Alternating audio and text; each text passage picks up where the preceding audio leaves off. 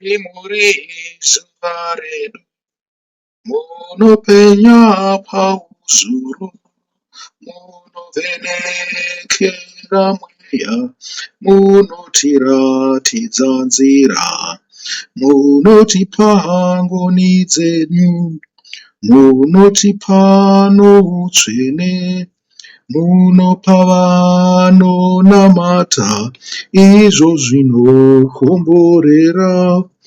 Rukomborero rukuru, rukomborero rwedenga, kuna vanovimba nemi, vanoziva rudo rwenyu. Mwari muri nhovo yedu, hatidzitye mhandu dzedu, dzose dzinokundwa nemi, tigogara norufaro. Munotipa ngoni dzenyu, munotipawo utsvene, munopa vanonamata, izvo zvinokomborera. Rukomborero rukuru, rukomborero rwedenga, kuna vanovimba nemi, vanoziva rudo rwenyu. Amen.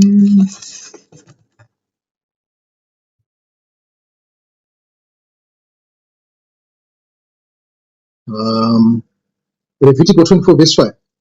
Tafura yezvingwa zvekuratidza inowanikwa pana Exodus 25 verse 23 to 30. Murau mumwe chete. Okay. Kana takatarisa isusu ma-commandments, ma-10 commandments, unenge uchimirira oma. Kana takatarisawo tinoona kuti oma is a tenth of an ephah. Saka ephah inomirira ma-commandments ose.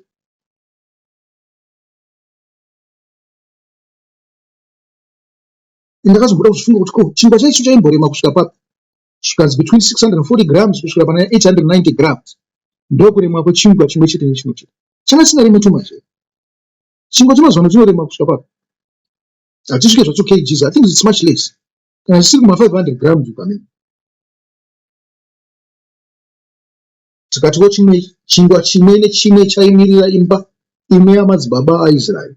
Nyange zvazvo zvisina kunyorwa mubhaibheri. Nhurikidzwa mbiri idzi dzinomirirawo kuvapo kwaMwari pakati pavanhu vaIsraeri. Tikutaura pamusoro petafura. Tafura ndiyo inotitaura izvozvo, kuti kuvapo kwaMwari pakati pavanhu. Makanda mukanoverenga nezvetafura munozvinzwa izvo.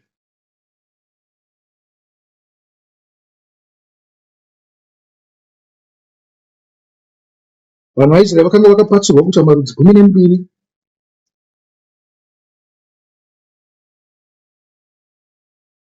Dzakanga dzasara vaRevhi vabviswa, nekuti imba yaJosefa yakazvipatsirwa kunzi chiitechi dzimba 2. Asi zviripo apa ndezvekuti vaRevhi vakanga vaitwa vaprista, vanga vabviswa kuvanhu vaunzwa kunani naMwari. Innocence yakanga iripo yakanga iri yekuti chingwa chirangarirwe pamberi paMwari. Muri kunzwa kurangarirwa, chingwa chiri kunzi ngachirangarirwe pamberi paMwari. Saka iwe haudi kurangarirwawo here pamberi paMwari? Unoziva kuti unoda kurangarirwa, uyezve hakuna mumwe musi wokuzviita kusara kweSabata. Wakateeredzera mitemo iyeyo yezvingwa zveSabata, unosvika pakuve innocence yaMwari inonhuhwira kuna Mwari.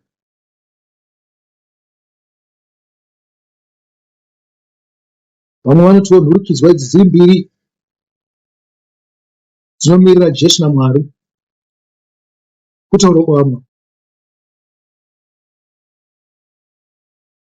Zvose izvi hatingapokane nazvo pamusoro petafura, nokuti tafura ndizvo zvainoreva kabisira. Asi chakanaka pazvinhu izvi kuti nhamba 12 ne2 dzaingova nhamba, nokuti hazvina kuiswa pachena. Saka toti kudini pamusoro pekusika vanhu Yesu? Kana zvingwa izvi zvaimirira kuvepo kwaJesu naMwari pakati pemarudzi 12 aIsraeri, ko chigadziko chemwenje chaimirirei zvino? Naizvozvo kana muri vanhu vekuti vatatu mumwe, kana tafura ichimirira Jesu naishe wedu Jesu naMwari, chigadziko chemwenje chaivhenekera patafura iyoyo nenzira iri pakati petafura nechigadziko chemwenje chaimirira mweya mutsvene, nokuti mweya mutsvene uri pakati pavo vose. Mwenje minomwe, makaenda kuna Revelation munonzwa pamusoro pemwenje minomwe ichimirirawo mweya minomwe iri pamberi paishe wedu Jesu. Munozvirwa mubhuku rakazarurwa. Zvikanzi insenza yaive yokurangaridza chingwa sokuti chive sechinopisirwa kuna naJehovha. Naizvozvo zvingwarirei, nokuti Jehovha angade kurangarira vanhu vane tsvina here kana kuti vanhu vatsvene?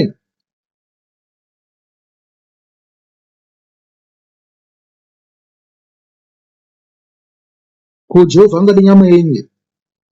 Izvo zvichinzi Mwari mweya, Jehovha unoda mweya yenyu. Mweyawo unobuda mumabasa amunenge muchiita iwawo. Saka mabasa enyu anenge achida kurangarirwa naJehovha.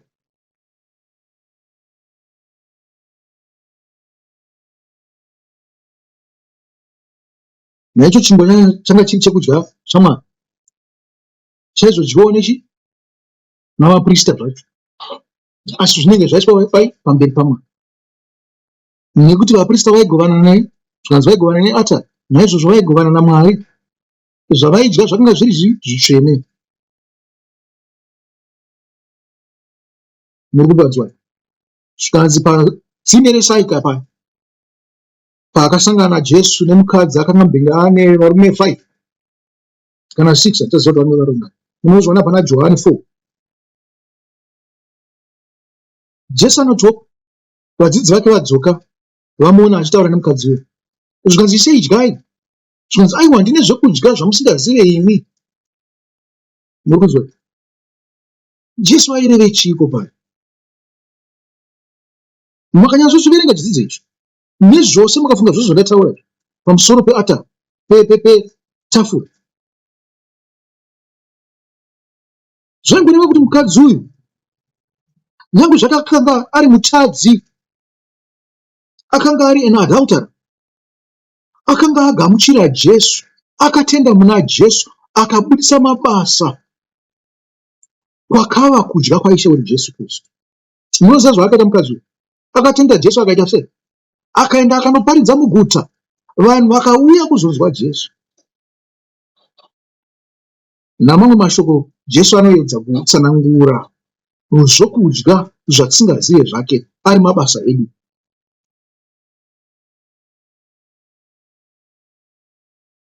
Mukadzi muSamaria akagamuchira Jesu akanova chapupu kuguta rose. Mukadzi wakatenda akanopupura. Mabasa akuita sei? Okutendeuka. Johani 4 verse 39 to 42. Mozozviverenga. Zvino nemusi womutambo wamavhiki, Jehovha anogamuchira mbiriso muzvingwa zvoupfu hwakatsetseka sezvitsva kuna Jehovha. Makunzwa kuti rufaro rwakanga runa Jesu rwakanga rwakamira sei? Mukadzi uyu anga achangopona pazuva iro, asi Jesu akamufarira. Kwakadii kufarira vadzidzi vake zvavakauya nezvokudya? Akangogamuchira akadya izvozvo, asi akazviramba. Akati nhasi ndapuhwa zvimwe zvinhu zviri more special, zvichibva kubva kune mukadzi uyu. Kutendeuka kwake nebasa raakaita zvida anga asati akambozviona muvadzidzi vake. Zvida akanga akazviona, asi nekuda kwokuti izvi zvaitwa nemunhu mutsva, wakazvifarira zvikuru.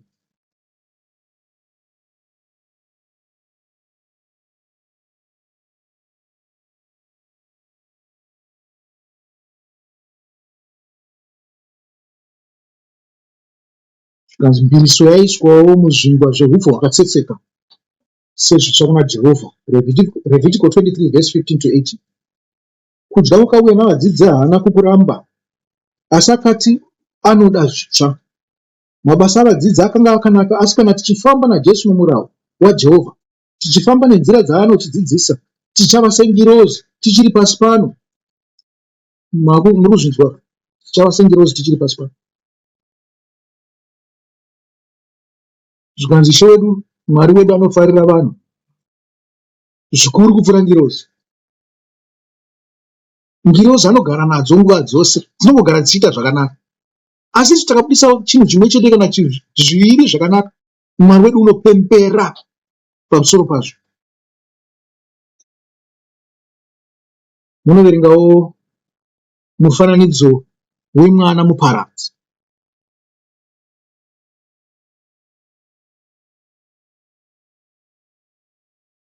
Mwana muparadzi kudzoka kwaakaita akafarirwa chaizvo nababa vake.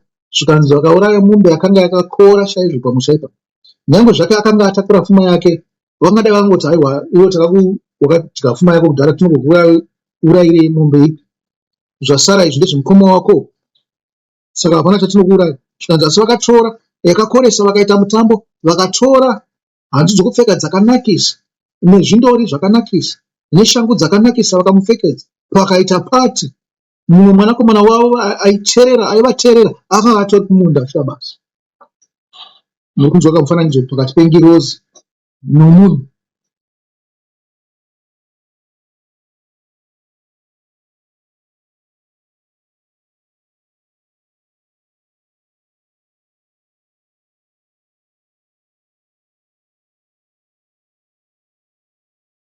Asi makwayana matsva akaita semukadzi uyu, akaita segwayana rakanga rakarasika, uyu muSamaria weSaika, akaita segwayana rakanga rarasika rakawanikwa. Zvikanzi muridzi waro akapemberera. Akaita sei? Sekoini rimwe chete rakanga rarasika, akariwana. Muridzi waro akapemberera. Aigopembera pamusoro pe1 coin, koma makoini mapfumbamwe akanga anawo.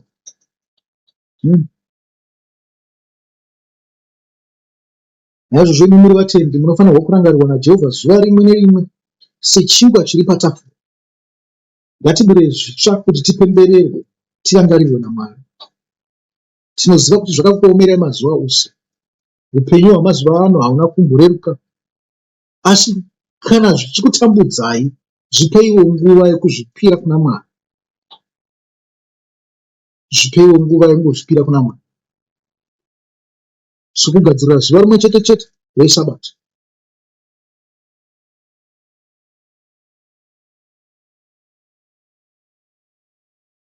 Kanzi zvitsva zvinodikanwa, Jesu akada zvitsva. Asi nyange zvakadaro, ndichitaura pamusoro pezvitsva apa, ndinoziva kuti inini kuti ndikati chimbotipewo macomparisons ezvitsva nezvishanu nezvitsaru, sorry, mungazotisvitsa pakaipa. Nekuti munhu unongoda zvitsva, imi munodawo zvitsva. Ishe wedu Jesu Kristu anongodawo zvitsva, Mwari anodawo zvitsva. Asi zvimwe zvitsva zvamunozoda imimi zvitipinze pana Mwari, zvitisvitse pana Mwari. Kuti mutipeiwo mufananidzo ipapa apa, kupesera mati pamufananidzo inotibisa pana Mwari. Soromoni chaiye akanamata ari mutemberi akati kuna Mwari, achikumbira Mwari ungwaro, akati ndingatongesei rudzi rwakaita seurwu. Saka kana ndichitaura kudai ndinenge ndichikuzivai kuti mafungiro enyu ari very advanced. Rangarirai kuti kuna Mwari haizi mitumbi yenyu inorangarirwa, kunaka kwokunze kana kushata kwako. Zvinorangarirwa mabasa nomweya wenyu. Naizvozvo ndinoencourage kuti muite mabasa ekururama. Nokurudzira kuti muite mabasa ekururama, muve neutsvene. Tikati innocence inomirira muteuro. Ndikati kuona mabasa iwawa munenge muchiita akanaka kuna Mwari, miteuro kuna Mwari. Munozongonopfugama zvenyu moisa maoko pamwe chete makunamata muchichema, asi munenge mapedza kare. Zvichitangira pai? Pamabasa.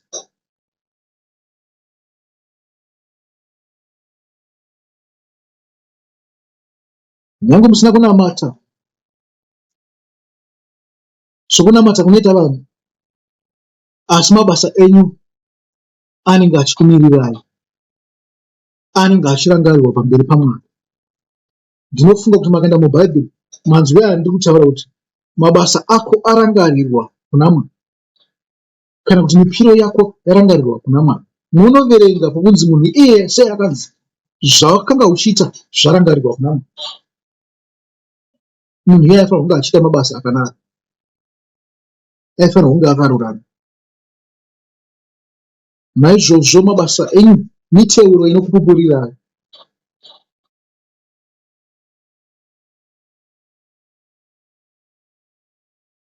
Tinoziva kuti mwangu Mwari anopemberera pamusoro pechingwa chine mbiriso pamutambo wemavhiki nedzimwewo nguva, asi pazuva reSabata anoti unzai zvitsvene zvokururama. Anoti utipei chingwa chakagadzirwa nehupfu hwakatsetseka husina mbiriso. Ndo panopindawo Isaiah 58 munoverenga Isaiah 58 nezvainoda kunzi Sabata chii. Asi pamusoro pezvose izvozvo zvinotaurwa muna Isaiah 58, kudzai Mwari, muteerere zvaanotaura, mugova norunyararo.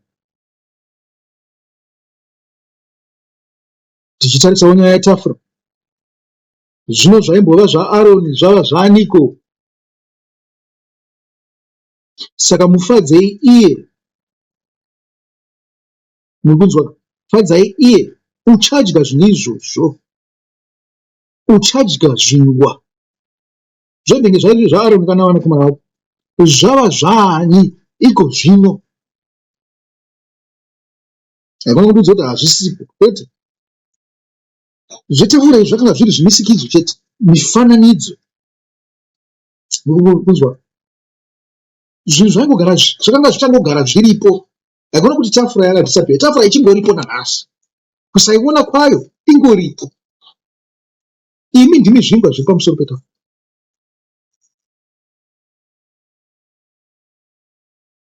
Saka budisai kudya kunofarirwa naIshe wedu Jesu Kristu. Fadzai Ishe wedu Kristu, nokuti ndiye Ishe weSabata.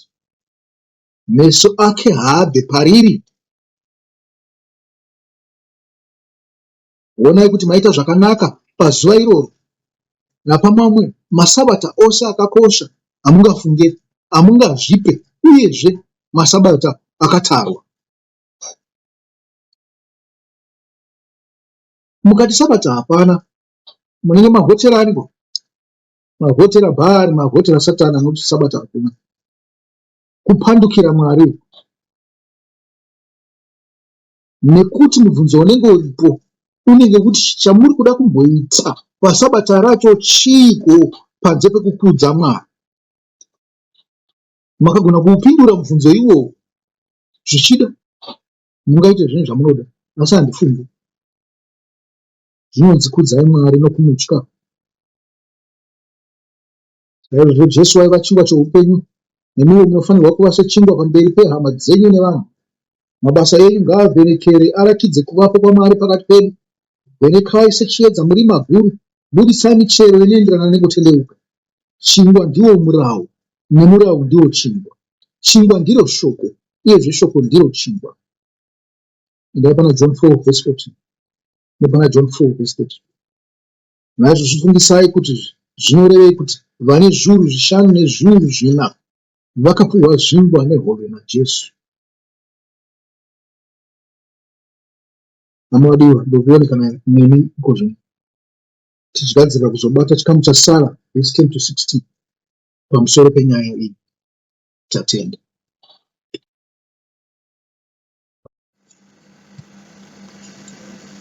Makatora chingwa Jesu mukachimedura, mukatitora mujendo muviri wangu. Jesu matora mukombe mukati mavonga, ndochitendera nochitsva mune ropa rangu.